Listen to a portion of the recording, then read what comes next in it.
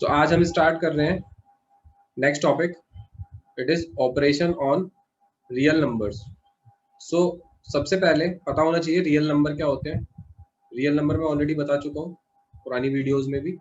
Real number सारे तो rational number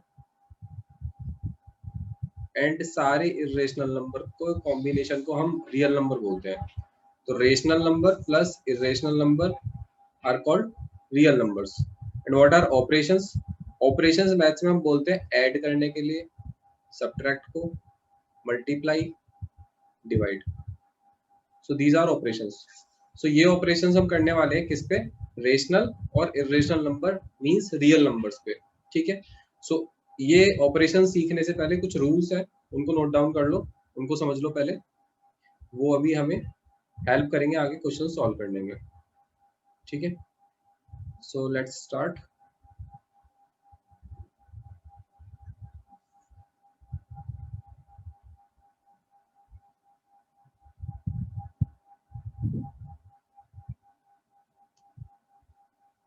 कौन कौन से रूल्स हैं जो भी हम पढ़ने वाले हैं? हेडिंग डाल लो, ऑपरेशन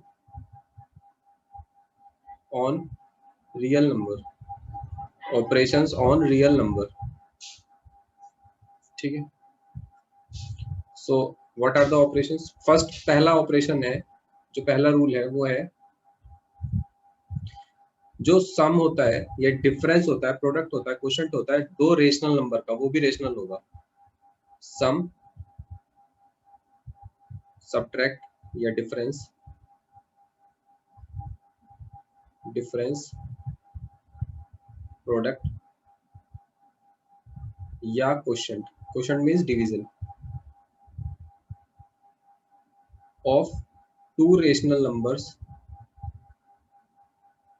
इज रेशनल। दो रेशनल नंबर को अगर तुम ऐड करोगे, उनका डिफरेंस करोगे, उनका प्रोडक्ट करोगे, क्वोशंट करोगे, उनको डिवाइड करोगे, तो आंसर क्या आएगा? एक रेशनल नंबर ही आएगा। ठीक है, ये फर्स्ट रूल है। सेकंड रूल क्या कहता है? रेशनल नंबर तो पता है ना, those which can be written in p by q form. Second, अगर ऐड करते हैं, इफ वी ऐड या सब्ट्रैक्ट, ऐड या सब्ट्रैक्ट करते हैं किसको? एक रेशनल नंबर को, मैं रेशनल नंबर को लिख रहा हूं rn, it is rational number, and irrational number को मैं लिखूंगा irn, it is irrational number. ठीक है। तो जब कभी हम ऐड या सब्ट्रैक्ट करते हैं किसी रेशनल नंबर को किसके साथ?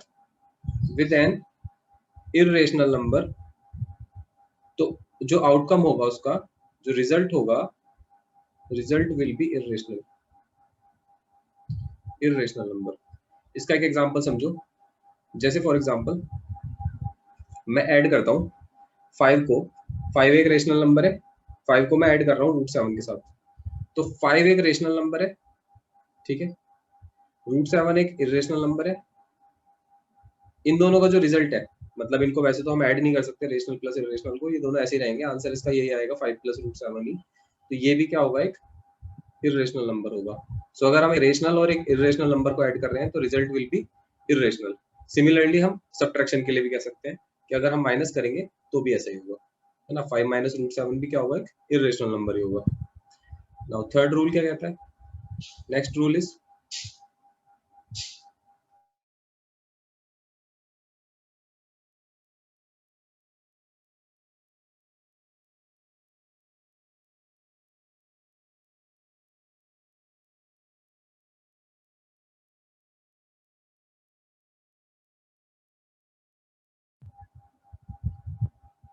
Third rule is if we multiply और डिवाइड, अगर मैं अभी तो मैंने क्या करा था? ऐड या सब्ट्रैक्ट किया था। अब अगर मैं मल्टीप्लाई या डिवाइड करता हूं एक रेशनल नंबर को एक इरेशनल नंबर के साथ, तो जो आउटकम होगा वो क्या होगा? एक इरेशनल नंबर ही होगा। इफ वी मल्टीप्लाई और डिवाइड, मल्टीप्लाई या डिवाइड करते हैं किसको? एक नॉन जीरो को करना पड़ेगा, जीरो को नहीं कर सकते हम। नॉन जीरो रेशनल नंबर को विद एन इरेशनल नंबर, तो रिजल्ट विल बी इरेशनल। तो रिजल्ट क्या होगा, इसमें भी इरेशनल नंबर होगा। ठीक है, नाउ कैसे, एग्जांपल के साथ समझते हैं। ये ऐसे, सपोज एक नंबर है मेरे पास, 5 ही ले लेते हैं, और दूसरा नंबर है √7। तो 5 की मैं मल्टीप्लाई कर रहा हूँ √7 के साथ। 5 एक रेशनल नंबर है, √7 एक इरेशनल नंबर है, इन दोनों की मैं मल्टीप्लाई करूंगा, आंसर आएगा 5√7, जो कि क्या है, एक इरेशनल नंबर है, जो कि एक इरेशनल नंबर होगा।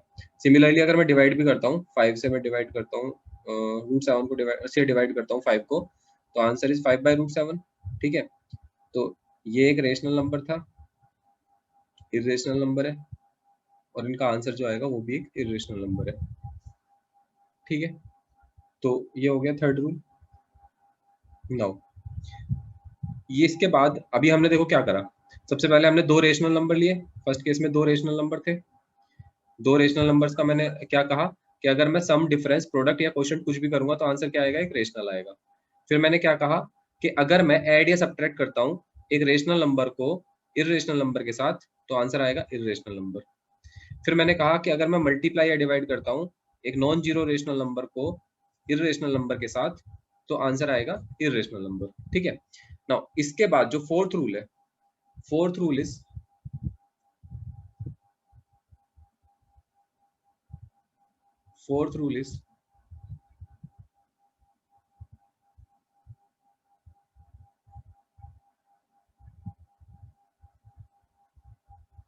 अगर मैं sum, difference,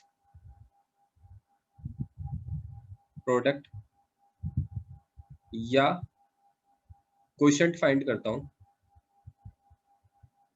of two irrational numbers, दो इरेशनल नंबर्स के, तो answer will be the sum, difference, product and quotient of two irrational number could be rational और इरेशनल। तो ये रेशनल या इरेशनल कुछ भी हो सकता है, इसके हम एग्जांपल डिस्कस करेंगे। ठीक है, सो कौन कौन से एग्जांपल हो सकते हैं इसके, देखो सपोज मैं क्या कह रहा हूँ, सम कर रहा हूँ किसका, दो इरेशनल नंबर्स का। दो इरेशनल नंबर मैंने लिए √3 और √3। तो √3 प्लस √3 क्या हो गया, 2√3, 2√3 हो जाएगा। √3 प्लस √3 इज 2√3। देखो यहाँ भी 1 है, यहाँ भी 1 है, तो 1 + 1 2 हो जाएगा, √3 एज इट इज रहेगा, √3 में कोई चेंज नहीं होगा। तो √3 क्या था, एक इरेशनल नंबर, ये भी एक इरेशनल नंबर, आंसर भी एक इरेशनल नंबर। तो इरेशनल नंबर को जब मैंने इरेशनल नंबर के साथ ऐड करा तो आंसर क्या आया, इरेशनल। ठीक है, इरेशनल नंबर ही आया। नाउ अगर मैं सब्ट्रैक्ट करता हूँ, सपोज मैंने √2 में से √2 को सब्ट्रैक्ट करा, तो √2 - √2 इज 0, डिफरेंस इज 0, √2 से √2 कैंसिल हो जाएगा। अब देखो एक इरेशनल नंबर में से इरेशनल नंबर को अगर मैंने माइनस करा तो आंसर क्या आ गया, रेशनल नंबर। ठीक है ना, देखो फर्स्ट केस में क्या आ रहा था, इरेशनल ही आ रहा था, लेकिन सेकंड में क्या आ गया, एक रेशनल नंबर आ गया, 0 इज अ रेशनल नंबर। और देखो अगर मान लिया मैं √6 की मल्टीप्लाई करता हूँ √6 के साथ, ये भी इरेशनल, ये भी इरेशनल, तो आंसर भी क्या हो जाएगा, आंसर क्या आएगा इन दोनों का, 6। सो एक इरेशनल नंबर को जब मैंने इरेशनल नंबर के साथ मल्टीप्लाई करा तो 6 कैसा नंबर है, एक रेशनल नंबर। इसी तरीके से और भी हम एग्जांपल देख सकते हैं, जैसे मैंने √5 को डिवाइड करा √5 से, तो आंसर इज 1। इरेशनल नंबर से इरेशनल नंबर को डिवाइड करने पे आया रेशनल नंबर। लेकिन ऐसा कोई जरूरी नहीं है कि हमेशा ही रेशनली आएगा, हमेशा ही रेशनली आएगा, हमेशा ही इरेशनली आएगा। It may change. ठीक है, ये चेंज हो सकता है। मैंने कहा ना कुछ भी आ सकता है, रेशनल भी आ सकता है और इरेशनल भी आ सकता है, ये तो बस कुछ एग्जांपल्स हैं। ठीक है ना, जैसे देखो इस वाले केस में देखो, अभी मैंने √6 को मल्टीप्लाई करा, √6 इंटू √6 क्या आया, 6। लेकिन अगर मैं अभी यह रेशनल आया ये, ठीक है, अगर मैं इसके अलावा कोई और नंबर ले लूँ, सपोज मैंने लिया √2 इंटू √3, तो √2 √3 मल्टीप्लाई होकर क्या आएगा, √6, तो ये भी रेशनल है। ठीक है ना, यहाँ रेशनल आ रहा था, ये रेशनल आ रहा है। तो ऐसा जरूरी नहीं है कि हमेशा रेशनल ही आएगा। फोर्थ केस में, इस फोर्थ केस में क्या होगा, सम, जब हम दो इरेशनल नंबर पे कोई ऑपरेशन परफॉर्म करेंगे तो वो रेशनल भी हो सकता है और इरेशनल भी हो सकता है। ठीक है, कुछ भी हो सकता है वो। नाउ इसके बाद ये आता है, इसके बाद एक्सरसाइज पे आते हैं हम, ठीक है। इसके बाद है नेक्स्ट एक्सरसाइज। अच्छा ये रूट नंबर को कोई नंबर लाइन पे कैसे ड्रॉ करते हैं, ये भी एक क्वेश्चन आएगा इसमें भी। चलो उसको एक्सरसाइज में ही देखते हैं। एक्सरसाइज 1.5 पे आ जाते हैं। Exercise 1.5 question number 1। सबसे फर्स्ट क्वेश्चन में करना क्या है, हमें क्लासिफाई करना है फॉलोइंग एज रेशनल और इरेशनल। इनको क्लासिफाई करना है एज रेशनल और इरेशनल। सो इसमें हमें क्या करना है, रेशनल या इरेशनल में क्लासिफाई करना है इसको। अब फर्स्ट है 2 माइनस रूट 5। 2 कैसा नंबर है, 2 एक रेशनल नंबर है। रूट 5 कैसा नंबर है, इरेशनल नंबर है। तो एक रेशनल नंबर का सब्ट्रैक्शन हो रहा है, डिफरेंस कर रहे हैं हम किसके साथ, एक इरेशनल नंबर के साथ। तो आंसर क्या आएगा, रूल के अकॉर्डिंग एक इरेशनल नंबर आएगा, ठीक है। तो this 2 minus root 5 is irrational number. Next is 3 plus root 23 minus root 23। अब देखो इसको थोड़ा सॉल्व कर लेंगे। सॉल्व कैसे करेंगे, सेकंड पार्ट है 3 plus root 23 minus root 23। Root 23 cancel हो जाएंगे एक दूसरे से, आंसर बचेगा 3। 3 कैसा नंबर है, एक रेशनल नंबर है। तो this whole is rational number.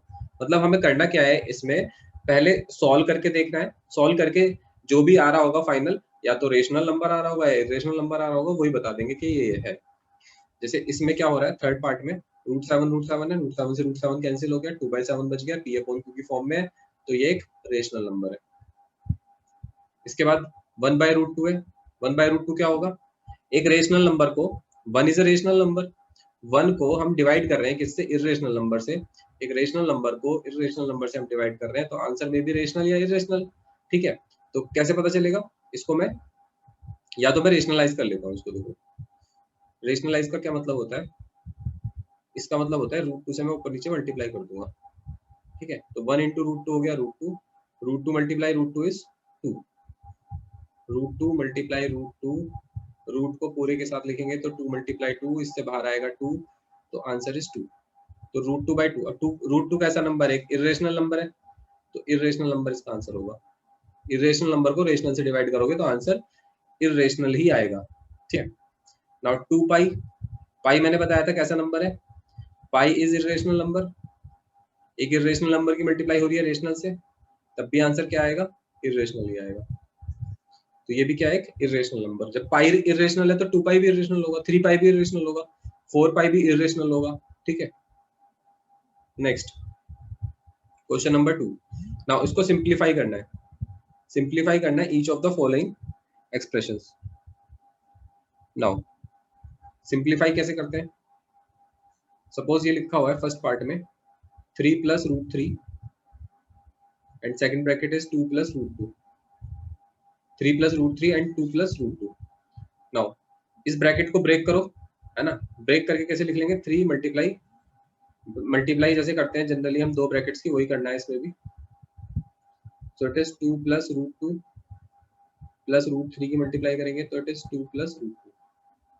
Now 3 की मल्टीप्लाई करो 2 से और रूट 2 से, it is 3 to the 6 plus 3 root 2 plus 2 root 3 हो जाएगा ये, प्लस रूट 2 इंटू रूट 3।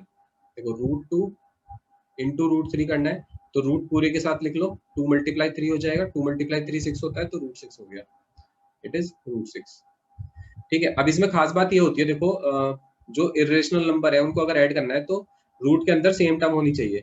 तो लाइक टर्म्स को ही हम ऐड कर सकते हैं, जैसे मैं रूट 2 को रूट 3 के साथ ऐड नहीं कर सकता, रूट 2 को रूट 6 के साथ ऐड नहीं कर सकता, ठीक है। तो आंसर इसका फाइनल यही हो जाएगा, इसके आगे हम इसको फर्दर सॉल्व नहीं कर सकते, ठीक है। ये बात ध्यान रखनी है कि लाइक टर्म्स होंगी तभी हम उसको ऐड या सब्ट्रैक्ट कर सकते हैं। जैसे सपोज मेरे पास कहीं लिखा है रूट 2, एक दूसरा लिखा है रूट 3, इसको रूट 5 हम नहीं लिख सकते, ये गलत है, ठीक है। हाँ मल्टीप्लाई कर सकते हैं, जैसे मल्टीप्लाई में आ गया तो इसे मैं मल्टीप्लाई कर सकता हूँ, तो इट इज रूट में 2 मल्टीप्लाई 3 रूट 6, इसको हम रूट 6 लिख सकते हैं तब। तो ऐड नहीं कर सकते, सब्ट्रैक्ट नहीं कर सकते, अनलाइक टर्म्स को मल्टीप्लाई कर सकते हैं, डिवाइड कर सकते हैं। Now second part is, second part में क्या है, एक second,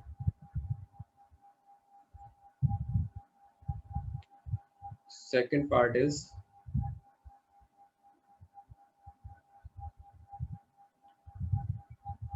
3 plus √3 into 3 minus √3। Now यहाँ पे एक फॉर्मूला भी बन रहा है किसका, a plus B into A minus B. Formula क्या होता है, फॉर्मूला होता है इसका A square minus B square. A plus B into A minus B क्या होता है, A square minus B square होता है। तो इसको मैं क्या लिखूंगा, 3 का square minus √3 whole square. So it is 3 का स्क्वायर 9 माइनस √3 स्क्वायर इज 3। √3 का स्क्वायर क्या होता है 3, कैसे, √3 की मल्टीप्लाई 2 बार करेंगे तो √3 इंटू √3 से लिख लेंगे √3 इंटू 3, ये आ गया 3, आंसर इज 3। तो 3 9 माइनस 3 इज 6, इसका आंसर हो गया 6। ठीक है, इस तरीके से हम सॉल्व कर सकते हैं इसको। अदरवाइज अगर ये फॉर्मूला भी याद नहीं है किसी को तो मल्टीप्लाई कर लो दोनों ब्रैकेट्स की तो भी आ जाएगा, बट एटलीस्ट इतने फॉर्मूले तो याद होने ही चाहिए। ठीक है, नेक्स्ट पार्ट इसका थर्ड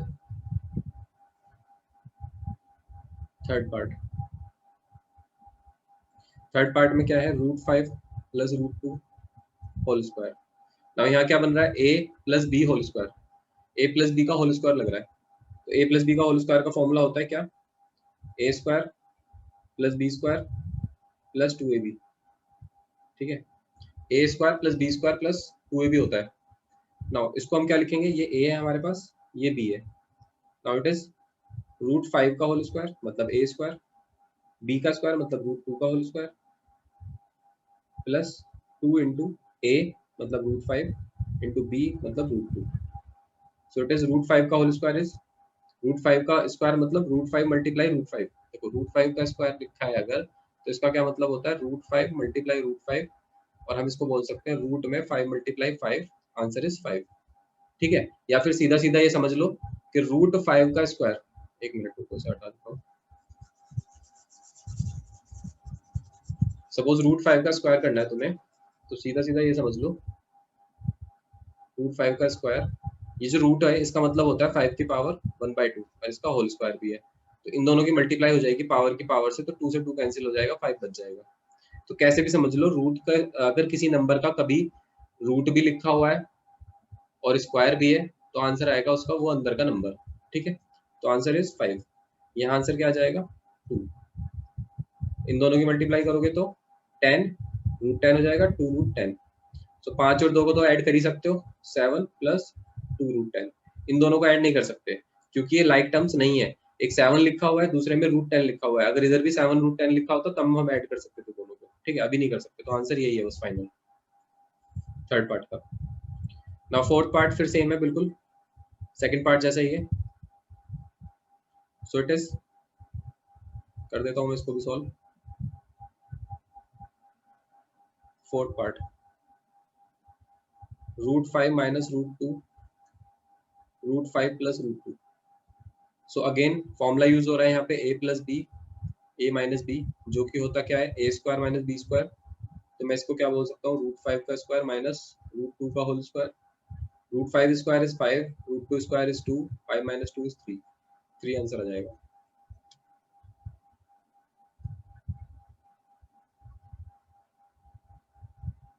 क्लियर है। नाउ इसके बाद next question, third question, question number 3 में क्या कह रहा है, रिकॉल, ये कुछ रिकॉल करा रहा है, क्या रिकॉल करा रहा है, let's see. Recall pi is defined as the ratio of circumference c of a circle to the diameter d।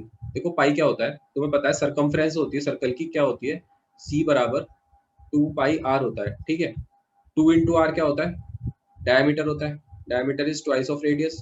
तो 2 इंटू आर को मैं लिख सकता हूँ डायमीटर, तो पाई इंटू डी हो गया सरकमफ्रेंस। तो यहाँ से मैं अगर पाई की वैल्यू निकालना चाहूँ तो ये आ जाएगी सरकमफ्रेंस अपॉन डायमीटर।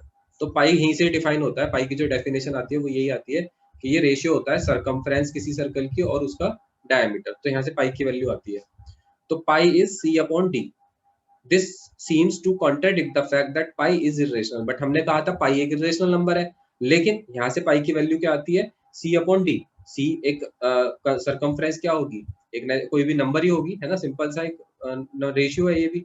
तो p अपॉन क्यू की फॉर्म में लिखा जा रहा है यहाँ पे पाई, तो इसके हिसाब से तो पाई क्या हो गया, रेशनल, लेकिन हम कहते हैं पाई इरेशनल है। तो how will you resolve this contradiction, तो ये कॉन्ट्रडिक्शन क्यों आता है और इसको तुम कैसे रिजॉल्व करोगे, ठीक है।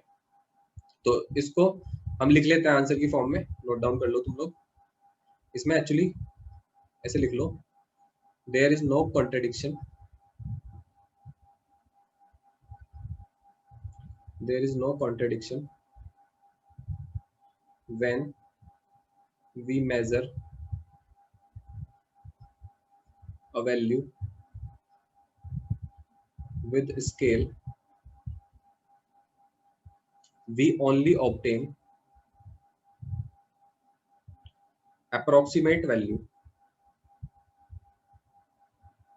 देखो क्या होता है, जब हम मेजर करते हैं कोई भी वैल्यू, देखो तुम सरकमफ्रेंस को मेजर करोगे ना स्केल से, मतलब स्केल से नहीं करोगे, किसी भी पैरामीटर से करोगे, पर मेजर तो करोगे ना।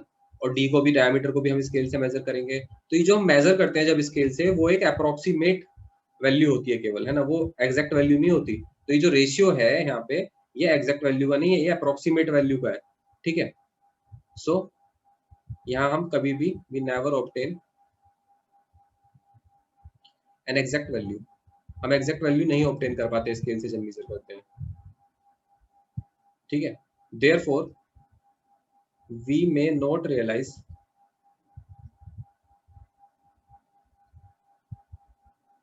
whether C और D इज इरेशनल और रेशनल, ठीक है। C या D में से कोई इरेशनल तो नहीं है, ये तो हमें पता ही नहीं चल पाता। तो इसलिए the value of pi is almost, ये ऑलमोस्ट इक्वल होता है ना कि exact value, is almost equal to 22/7, ठीक है, और 3.1428 इस तरीके से होती है ना इसकी डॉट डॉट डॉट। सो ये जो होती है अप्रोक्सीमेट वैल्यू होती है ना, ऑलमोस्ट इक्वल होता है इसके।